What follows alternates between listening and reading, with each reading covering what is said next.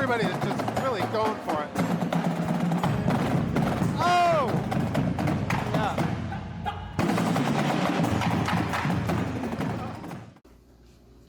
Hi, welcome back.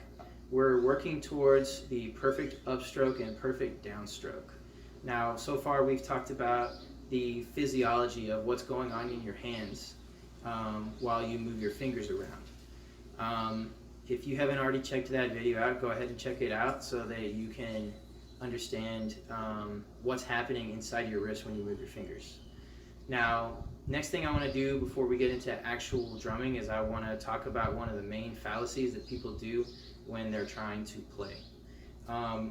When you are trying to do downstrokes and upstrokes such as bucks, a lot of people have this tendency when they lift up their stick to let go with their fingers. And remember what I was talking about in the other video. When you take your fingers off the stick, you cause tension in your wrist. And then what they do is they squeeze their fingers on the way back down.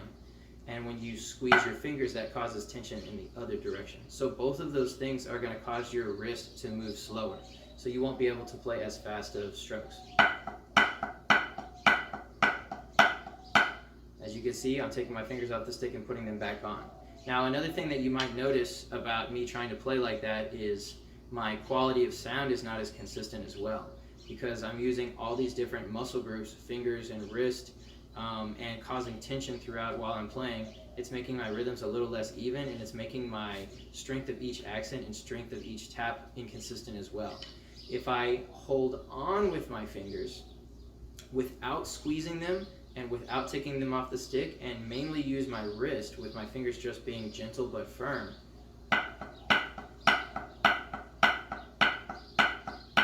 I can be a lot more consistent in my rhythm and a lot more consistent in my quality of sound and a lot more consistent in the dynamic of all of my accents and the dynamic of all of my taps. So that's why whenever you're playing, don't take your fingers off the stick and then don't squeeze. So that's actually referred to as the squeeze release technique, and we want to try to refrain from that.